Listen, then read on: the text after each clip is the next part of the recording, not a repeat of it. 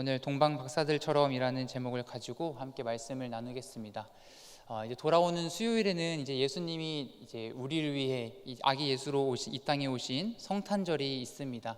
그날에는 이제 1부와 2부 나눠서 성탄 예배를 드릴 텐데요. 그뿐만이 아니라 오늘 예배 이후에 교회의 각 기관과 부서가 참여하는 또 베들레헴의 밤이 또 진행됩니다. 여러분에게는 성탄절이 어떤 느낌으로 다가오시고 기억되고 계십니까? 성탄절 하면은 어떤 것이 가장 기대가 되세요? 완전 아무 반응이 없어서 제가 좀 당황스러울 때가 많거든요. 제가 완전 어렸을 때는 그냥 그저 선물 받는 것이 좀 기대가 많이 됐었고, 그 어떤 선물을 받을 수 있을까 참 기대가 많이 됐었는데, 요즘 이제 점차 성숙해지면서 제가 청년에 있었을 때는 하루 전에 청년들이랑 함께 모여가지고 집집마다 방문을 하고, 여러분 새벽송이라고 아십니까? 새벽 축복도 해드리고 축복 기도도 같이 하면서 그렇게 또 아기 예수 탄생에 대한 의미와 은혜를 같이 나눴던 기억이 조금 더 남는 것 같습니다. 그때는 집집마다 방문했을 때 세련되고 화려한 것들을 기대하지 않죠. 그냥 335 모여서 예수님 탄생에 대한 그 기쁨과 감사를 서로 나눌 수 있는 것에 큰 의미가 있었던 것 같습니다. 그런데 요즘 우리가 눈으로 보고 듣는 그 성탄절의 분위기는 어떻던가요? 굉장히 간소화되었고 성탄절의 주인공을 잃어버린 채 그렇게 다른 것으로 채워져 가고 있는 것을 볼 수 있습니다. 산타와 선물, 연애나 데이트, 여행과 휴식. 시간이 흘러가면서 이런 성탄절 문화에 우리가 익숙해져 가고 있는 것은 아닌가 생각해 보게 되는 것 같아요. 지금에서야 우리가 이제 어린아이와 같이 마냥 선물만 기다리고 있었을 그때를 기대할 수는 없겠죠. 그런데 이제 우리는 어떻게 이제 성탄절을 맞이해야 할지, 성숙한 우리가 이 성탄절을 어떻게 보내고 예수님의 탄생을 통해서 정말 놓치지 말아야 할 것이 무엇인지를 말씀을 통해 우리가 함께 나눠보고자 합니다. 우리가 먼저 본문에 들어가기 전에 이 본문에 기록된 마태복음 2장이 가진 시대적인 어떤 상황과 배경을 이해해 볼 필요가 있습니다. 1절에 이렇게 기록하고 있죠. 헤롯 왕 때에 예수께서 유대 베들레헴에서 나심에 동방으로부터 박사들이 예루살렘에 이르러 말하되. 예수님이 태어났을 때에 그 시대에는 헤롯 왕이 통치하고 있었다, 이렇게 기록하고 있습니다. 성경에는 굉장히 많은 헤롯 왕이 등장을 하는데요, 그들은 헤롯 가문의 가족들이에요. 그 중에서 이 마태복음 2장에 등장하고 있는 헤롯은 헤롯 가문의 창시자가 되는 바로 헤롯 1세, 헤롯 대왕입니다. 그는 BC 73년에 태어났고 로마의 원로에 의해서 이 유대인의 왕으로 임명을 받았습니다. 그리고 그가 사망하는 이 BC 4년경까지 약 35년 동안 이스라엘을 통치한 왕이자 뛰어난 정치가이고 또 웅변가였습니다. 그런데 이 헤롯에게 있어서 가장 치명적인 약점이 하나 있었는데, 그것은 바로 그의 출신이었습니다. 그의 신분이었어요. 헤롯은 유대인이 아니라 에돔 사람이었습니다. 이방인이죠. 로마 황제에 의해서 유대의 왕이 되었지만 이스라엘 사람들 입장에서 그는 이방인이었던 것입니다. 그러니까 유대인들이 순순히 이 헤롯 왕의 통치를 받아들였겠습니까? 이방인으로 취급받는 그 인식 속에서 헤롯 왕은 유대인의 환심을 사기 위해서 부단히 노력했습니다. 예루살렘 성전을 더 아름답고 화려하게 건축해 주기도 하고, 그리고 항구와 경기장, 극장도 지어주고 많은 것들을 했습니다. 그런데 그의 통치 말년에 로마의 황제였던 아우구스투스가 하나의 칙령을 내리기 시작합니다. 그 칙령이 어떤 것이냐면, 로마와 그리고 로마가 지배하고 있는 많은 나라들이 있었어요. 근데 그 속국들에 대한 호적 조사를 하도록 시킨 것이었습니다. 구약의 시대나 이때나 인구 조사를 하는 것은 거의 비슷한 이유들이었습니다. 두 가지를 살펴보자면, 하나는 모든 속국에 있는 그 나라들, 사람들로 하여금 세금을 잘 걷기 위해서였어요. 그렇게 되면 로마는 더 부유하게 되고 더 많은 국가로부터 예산을 확보할 수 있었기 때문입니다. 두 번째는 전쟁을 대비하기 위해서였어요. 언제든지 전쟁이 발생하게 되면 병력을 손쉽게 모집하기 위해서 인구조사를 시킨 것이었습니다. 예수님이 태어나기 전, 이제 아버지 요셉이 나사렛에서 베들레헴이라는 이 머나먼 곳까지 만삭의 아내를 데리고, 마리아를 데리고 올 수밖에 없었던 이유도 여기에 있었습니다. 호적 조사를 위해서 왔고, 또 동일한 이유로 온 많은 사람들 때문에 비어있는 방이 하나도 없었어요. 그런데 이제 산모의 고통은 심해지니까 이제 요셉은 간신히 마구간을 빌렸고 거기서 예수 그리스도가 탄생하게 된 것입니다. 이때 예루살렘에 있어서 가장 큰 소동이 일어나게 됩니다. 이 소동의 발단은 예루살렘을 방문했던 한 무리 때문이었는데요. 우리 1절을 다시 한번 볼까요? 1절을 다시 보면 이들의 정체를 성경에서 뭐라고 이야기하고 있습니까? 동방으로부터 온 박사들이다 라고 이렇게 했습니다. 여러분, 우리가 어렸을 때 이 동방의 박사들이 몇 명이라고 이해하고 계셨습니까? 3명. 감사합니다. 누군가 손가락으로 해주셨어요. 아마 3명이라고 알고 있을 텐데, 그런데 성경에서는 동방 박사의 인원수가 기록되어 있지는 않습니다. 이 초대교회의 전승에 의하면은 이 박사들이 3명일 것이다 라고 기록해 있기 때문이기도 하고, 또 나중에 이 박사들이 아기 예수님을 만나서 그에게 예물을 드린 그 예물이 3가지가 있기 때문에 동방 박사가 3명일 것이다 이렇게 이야기하고 있는 것입니다. 그러니까 즉 성경은 지금 동방의 박사들이 몇 명인지는 그렇게 크게 중요하지 않다라는 거예요.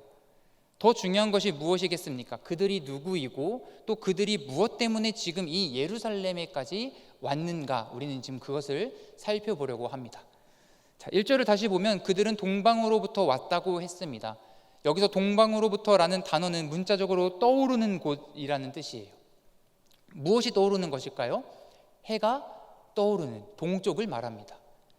그렇다면 그들이 머물렀던 곳은 예루살렘 동쪽에 위치한 바벨론, 페르시아, 저 멀리 아라비아 지역일 것 같아요. 또한 그들의 신분을 말해주고 있는 박사라고 하는 로고스라는 단어는 페르시아나 이 바벨론에서 자연이나 별을 연구하는 점성가, 천문학을 연구하는 사람들에게 사용된 단어였습니다. 즉 예루살렘에 온 이들은 별을 연구하다가 특별한 징조가 있는 별 하나를 발견하고 그 별을 추적하고 추적해서 예루살렘에까지 도착하게 된 것이라는 거죠. 이 동방의 박사들이 이 별의 징조에 대해서 어떻게 이해하고 있습니까? 무슨 별의 상징이라고 이해하고 있죠? 새로운 왕이 태어날 상징이라고 이해했습니다. 그래서 그들이 예루살렘에 가서 무엇이라고 얘기합니까? 유대인의 왕으로 태어나신 이가 어디 계십니까? 내가 동방으로부터 왔는데, 우리가 동방으로부터 왔는데 내가 새롭게 태어날 그 유대의 왕을 경배하기 위해 이 땅에 왔다, 이렇게 2절에 기록되어 있는 내용이 바로 그 내용이에요. 여러분, 새로운 왕이 태어나려면 정통성이 있는 왕가에서 태어나는 것이 기본적인 상식이지 않습니까? 그렇기 때문에 동방의 박사들도 그것을 당연하게 여기고 예루살렘까지 그 별을 따라왔을 것입니다. 그런데 그들이 예루살렘에 와서 지금 이 유대인의 어린 아기가 새로 태어났을지 물었을 때에는 헤롯 왕가에는 그 어느 누구도 태어나지 않았다라는 거예요. 분명히 박사들에게는 유대인의 왕이 태어날 징조를 보고 알고 왔는데 헤롯 왕에게는 해당 사항이 없었다라는 것입니다. 금세 이 이야기가 헤롯 왕에게 들렸겠죠. 그의 마음에는, 그의 심정은 어떻겠습니까? 엄청 불쾌했을 거예요. 불쾌함을 넘어서 경악스러웠을 것입니다. 그로 하여금 분노를 일으킬 만한 충분한 이유가 될 수도 있었겠죠. 왜요? 자신이 지금 가지고 있는 왕권이 위협받는 일이 될 수 있기 때문에 그렇습니다. 헤롯은 동방의 이 박사들의 이야기를 듣고 2가지의 행동을 하기 시작합니다. 첫 번째, 그 말의 진위 여부를 파악하기 시작해요. 동방 박사들이 했던 말이 참인지 거짓인지를 알기 위해서 예루살렘에 있는 율법과 또 그리고 성경에 능통한 대제사장, 서기관들을 불러 모읍니다. 4절은 이렇게 기록하고 있죠. 함께 읽어볼까요? 시작. 왕이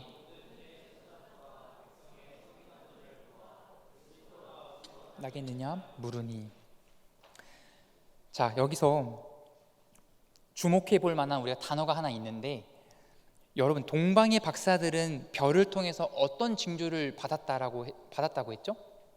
유대인의 왕으로 태어날 아기가 어디 있느냐, 그 징조에 대해서 지금 물었습니다. 그런데 헤롯은 지금 유대인의 왕을 뭐라고 표현하고 있어요? 그리스도라고 표현하고 있습니다. 헤롯은 지금 동방의 박사들이 했던 이야기를 새로 태어날 유대인의 왕이 아니라 뭐로 인식하고 있다고요? 그리스도, 메시아라고 추측한 것입니다. 어쩌면 헤롯은 지금 이 아기의 정체성, 이 아기의 존재를 누구보다 더 정확하게 보고 있는 것 같아요. 헤롯의 질문에 대해서 이 대제사장과 서기관들이 뭐라고 대답합니까? 선지자의 예언을 인용하고 있죠. 미가서 5장 2절의 말씀인데 우리 이거 한번 함께 읽어보겠습니다. 시작. 베들레헴 에브라다야, 너는 유다 족속 중에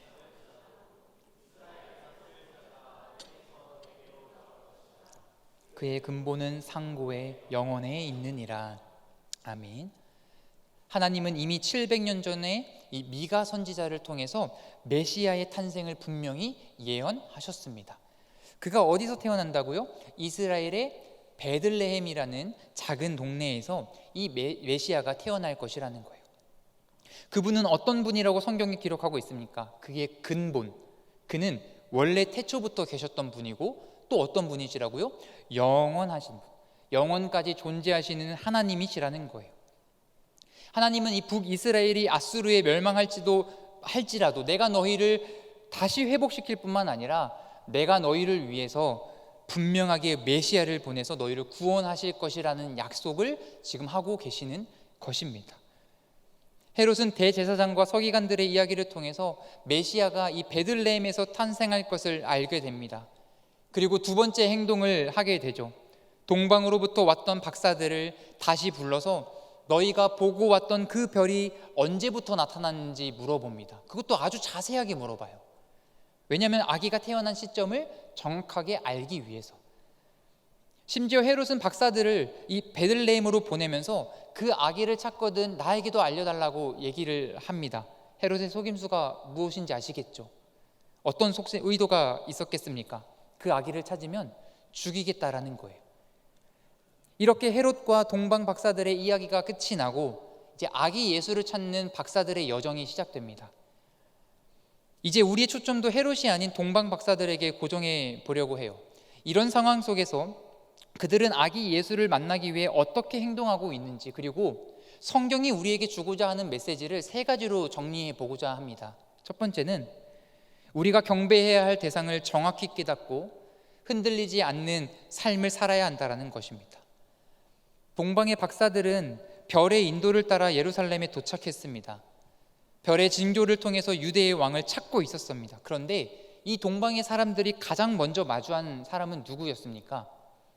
자신들이 찾고 있던 유대에 태어난 아기가 아니라 이미 이스라엘 가운데에 이스라엘을 통치하고 있는 헤롯 왕이었습니다. 이스라엘의 절대 권력자, 모든 사람이 경배하는 사람 헤롯이었다고요.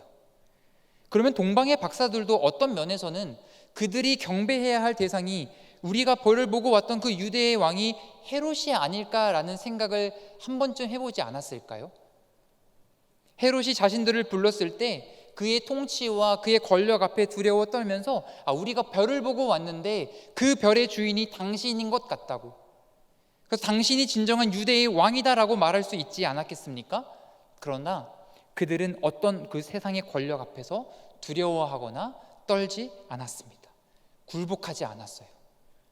그들은 헤롯 대왕을 지금 자신들이 찾고 있는 유대의 왕으로, 이 땅에 오신 메시아로 보고 있지 않았다라는 것입니다. 자신들이 경배하고 예배해야 될 대상이 누군지 정확하게 알았다라는 거예요. 자신들이 찾고자 하는 그 대상에 대해서 아주 확실했습니다. 그렇다면 우리의 삶을 돌아볼까요? 내가 경배해야 할 왕을 여러분 정확히 알고 계십니까? 우리의 인생 가운데 경배의 대상을 정확히 붙들며 살아가고 있습니까? 어쩌면 우리가 살아가고 있는 이 시대 속에서는 헤롯과 같은 세상의 왕이 더 선명하게 보이는 것 같아요. 숨겨져 있는 메시아를 찾는 것보다 너무나도 잘 드러나는 그 헤롯을 찾는 것이 더 쉽습니다.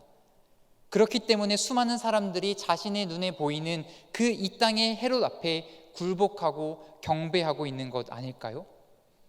돈 앞에 명예와 물질, 성공, 세상의 문화가 이 시대의 헤롯과 같은 거예요. 사랑하는 청년 여러분, 우리는 이 세상의 왕이 내가 경배해야 할 대상이 아님을 깨달아야 합니다. 내가 경배하고 내가 찾아야 될 구원자가 오직 예수 그리스도임을 우리는 믿어야 합니다. 동방의 박사들이 찾고자 하는 그 표대가 메시아이고 그리스도인을 알았던 것처럼 저와 여러분에게도 그 삶의 표대가 흔들리지 않기를 주님의 이름으로 축복합니다. 두 번째는 우리를 인도하시는 하나님을 따라가는 삶이 되어야 한다라는 거예요. 동방의 박사들은 유대인이 아니라 저 머나먼 타지에 있는 이방인들이었습니다. 그런 그들이 메시아를 만나기 위해서 예루살렘까지 왔다는 것은 너무 독특해요. 여러분, 예수님의 탄생을 가장 먼저 알게 된 사람이 누군지 아십니까? 목자들이에요. 누가복음에 나와 있는데요, 이들이 천사들을 통해서 예수님의 탄생 소식을 가장 먼저 알게 되었습니다. 그런데 이 목자들이 예수님의 탄생 소식을 알게 된 것은 굉장한 타당한 이유들이 많아요. 목자라는 신분이 예수님의 그 사역의 상징성을 보여주기도 하고, 그분이 또 이 땅 가운데 가장 낮은 자를 위해 오셨다는 그 상징성을 갖고 있기 때문이죠. 무엇보다 그 목자들은 유대인이었습니다. 그런데 예수님의 탄생을 축하하고 경배하는 일에 어떻게 이방에 있는 동방의 박사들이 이 일을 할 수 있었던 걸까요? 그냥도 아니고 우연도 아닙니다. 이들이 어떤 천문학적인 지식이 뛰어나서도 아닙니다. 별을 잘 볼 수 있는 눈을 가져서도 아닙니다. 여러분, 서울은 밤하늘의 별을 보기가 참 어렵지 않습니까? 그런데 빛이 없는 이 시골에서 하늘을 보면 별이 너무나 잘 보여요. 그 별을 봤을 때 어떤 기분이 드세요? 저는 가끔 황홀하다는 느낌을 받거든요. 제가 그 별에 묻혀있는 느낌을 좀 받게 되는데, 그런데 그 빛나는 별이 지구에 있는 이 우리의 눈에 도달하기까지는 굉장히 오랜 시간이 걸린다고 합니다. 대략 일광년의 거리에 있는 별은 1년의 시간이 걸려야 도달하게 된대요. 우리가 잘 알고 있는 가장 밝다라고 생각하는 그 북극성이라는 별도 지구에서 약 430광년이나 떨어져 있다고 하는데, 그러면 그 별을 보고 있는 빛이 언제적부터 있던 빛이라는 거예요? 430년 전에 빛난 별이라는 거죠. 그런데 오늘 본문에서 보게 되는 이 별은 움직이면서 지금 어떤 장소를 가르쳐주고 있습니다. 이게 과학적으로 설명이 가능할까요? 성경은 뭐라고 기록하고 있습니까? 9절을 보겠습니다. 박사들이 왕의 말을 듣고 갈새 동방에서 보던 그 별이 문득 앞서 인도하여 가다가 악이 있는 곳 위에 머물러 서 있는지라. 그 별이 문득 앞서 인도하여 가다가, 지금 하나님은 초자연적인 방법을 통해서 동방의 박사들을 인도하고 있는 것입니다. 그 별이 어떤 별인지, 어떤 방법을 통해서인지는 정확히 알 수 없지만 이 별은 움직이면서 동방의 박사들을 인도하고 있었습니다. 이것이 어떻게 가능할 수 있었을까요? 여호와 하나님이 전능하신 분이기 때문에 그렇습니다. 여호와 하나님께서 세상을 창조하신 분이시고 세상을 주관하시는 분이기 때문에 가능한 것입니다. 별을 움직이게 하신 것은 이때뿐만이 아닙니다. 여호수아 10장을 보면 이스라엘 백성이 그 아모리 다섯 족속과 전쟁을 벌이는 내용이 있어요. 그때 여호수아가 하나님께 기도합니다. 해와 달을 멈춰달라고요. 하나님께서는 그 기도에 응답하셔서 해와 달을 멈춰 주셨습니다. 여러분, 해와 달과 별뿐이겠습니까? 우리는 성경에서 비와 바람과 태풍과 바다와 같은 모든 자연 질서를 움직이시고 사용하시는 분이 바로 온 우주의 창조주이시고 통치자이신 하나님이심을 우리가 보게 됩니다. 그러면 우리가 다시 본문으로 돌아와서 동방의 박사들을 인도하던 그 별은 지금 정확하게 베들레헴에 있던 그 장소 위에 멈춰 섰습니다. 이 동방의 박사들이 별빛을 보고 예루살렘에 갔고 또 베들레헴에 찾아간 것이 누구의 섭리겠습니까? 바로 하나님의 인도하심이고 하나님의 역사하심이라는 거예요. 동방의 박사들을 통해서 성경이 알려주는 사실은 무엇입니까? 하나님의 인도하심을 따라 순종하며 걸어갈 때 결국 예수 그리스도를 만나게 된다는 거예요. 주 안에서 사랑하는 청년 여러분, 이것이 동방 박사들에게만 해당한 일이겠습니까? 수많은 시대의 대부분의 그리스도인들에게도 동일하게 경험될 수 있는 신앙적 원리입니다. 우리가 구원자 되시는 예수 그리스도를 만나는 것은 우리의 노력과 우리의 어떤 결정에 의한 것이 아닙니다. 그 모든 것은 하나님의 인도하심 안에 있다는 거죠. 그렇기 때문에 하나님의 인도하심을 부정하지 않고 내 삶을 인도하시는 하나님을 기대하고 기다릴 때에 우리는 각자의 삶에서 하나님이 허락하시는 그 환한 별빛을 경험하게 되는 것입니다. 그 별빛이 누군가에게는 어떤 상황과 사건일 수 있고요. 어떤 사람에게는 그 별빛이 사람일 수도 있습니다. 주변 사람일 수도 있어요. 또 어떤 사람에게는 말씀을 통해서 별빛을 마주할 수 있습니다. 하나님은 우리에게 각자에게 맞는 방법으로 하나님 자신에게로 인도하고 나타내시는 거예요. 중요한 것은 그 하나님의 인도하심을 믿고 신뢰하는 거죠. 하나님이 애굽을 떠나 가나안 땅으로 가는 그 이스라엘 백성에게 하셨던 명확한 약속이 있었습니다. 신명기 1장 30절과 31절 말씀 여러분이 한번 읽어주세요. 시작. 너희보다 먼저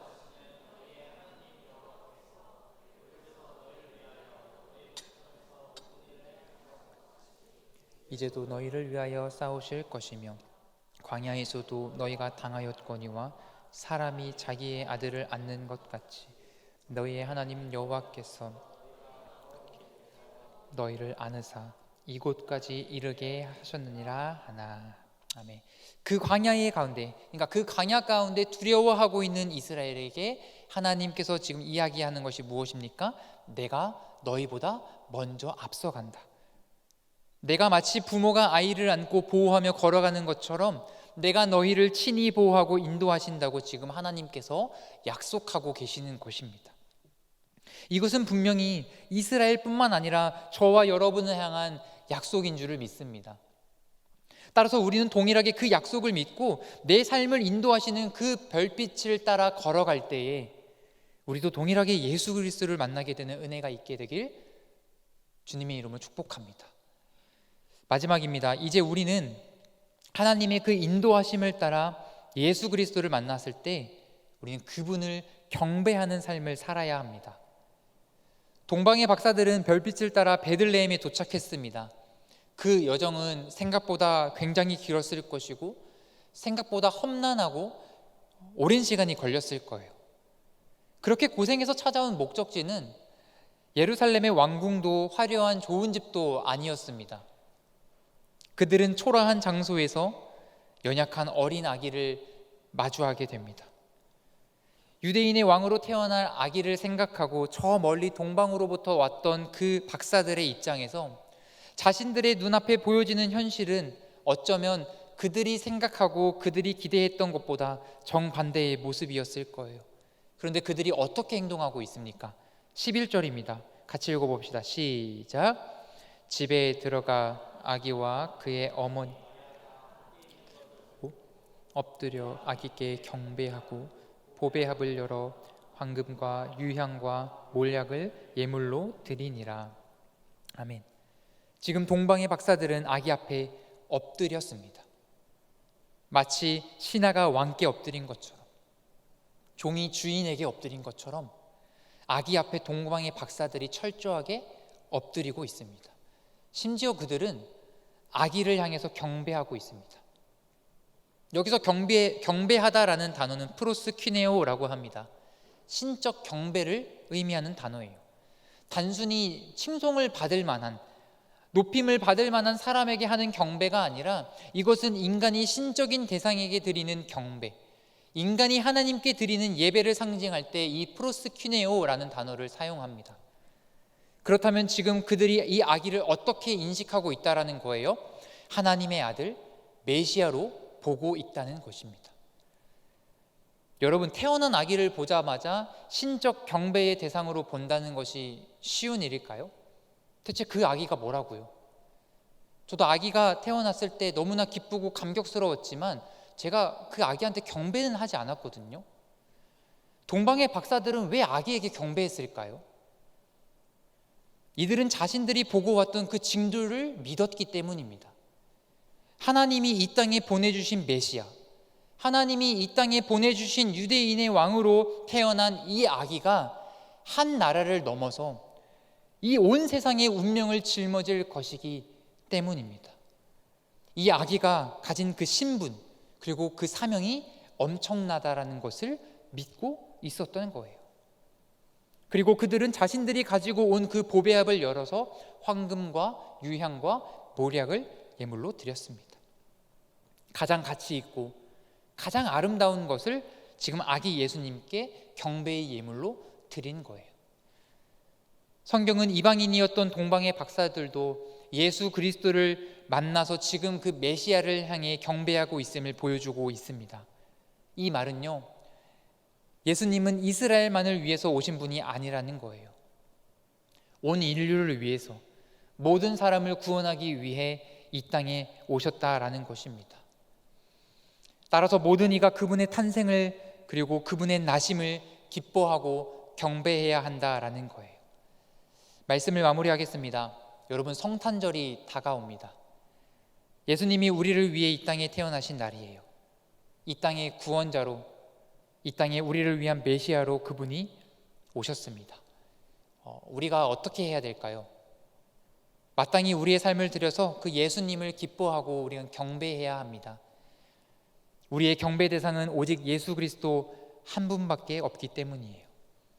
성탄절을 기다리는 우리의 마음이 또 우리의 삶 가운데 예수님을 경배하고 또 찬양함으로 말미암아 이 땅에 오신 하나님의 은혜와 사랑을 마음껏 누리는 저와 여러분이 되기를 주님의 이름으로 축복합니다.